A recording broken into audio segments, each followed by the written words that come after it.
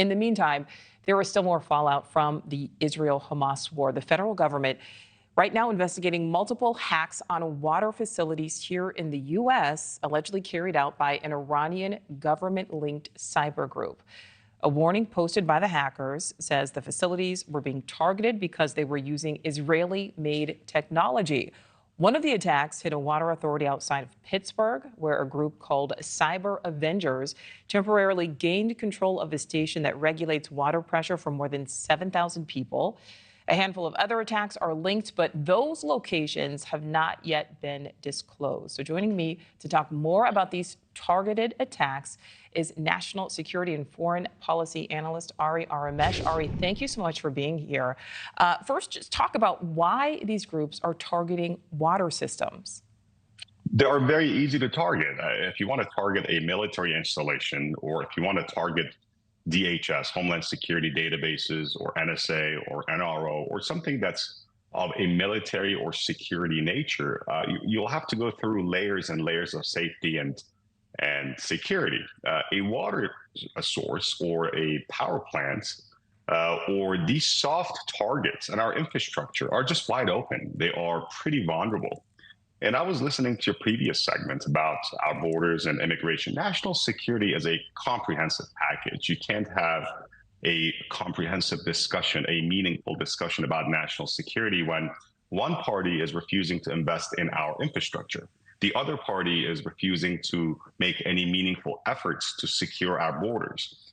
And national security and national security policy should not be a partisan debate. Unfortunately, we see one example right here, that the lack of investment and expenditure into our basic infrastructure, that could be roads, but in this case, water plants, water sources, power plants, water purification centers that can be very easily targeted, could lead to disastrous consequences. Now, we haven't heard from the DHS and the FBI yet about this incident, but our long-term adversaries, that's Russia, China, North Korea, and Iran, they are investing both short-term and long-term, not only in their defensive and offensive capabilities militarily, but also in their cyber capabilities to attack our cyber vulnerabilities, to attack soft spots in our cyber system.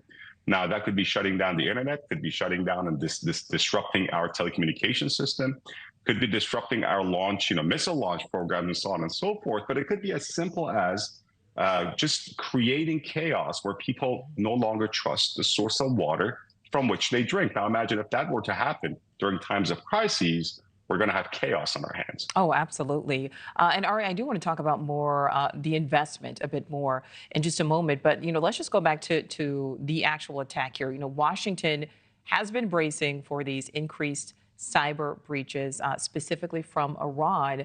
But what does that protection look like when we are talking about a physical item, like, as you called it, a water target, but the attack itself isn't physical? It's not physical. It's a cyber attack. Yeah, we don't have a man coming into the water plant and pouring, anthrax or any particular kind of poison or venom into the water source. No. But what if the distribution system is disrupted? What if, water distribution or water purification systems are disrupted? The very fact that they can access our soft facilities, these are water power plants, some telecom infrastructure, the very fact that they can access it and cause disruption could have several problems. Problem number one, yes, the fact that you may have a problem distributing water and receiving water.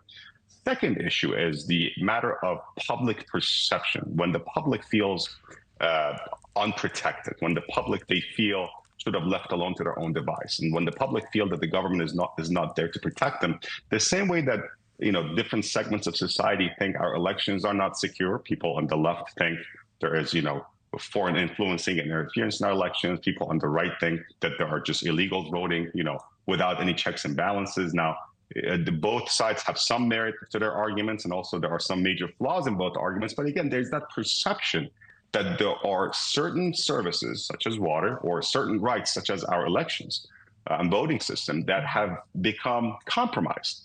And that perception itself is problematic. And as I said, again, national security, part of it, yes, it's to have an army and a navy and an air force and a strong Marines. But the other part is to also have to be able to protect your basic economic and basic, infrastructures that provide the well-being, provide sort of the welfare for our society. Thank you for watching. Go to newsnationnow.com to find News Nation on your television provider. And don't forget to click the red subscribe button below to get more of News Nation's fact-driven, unbiased coverage.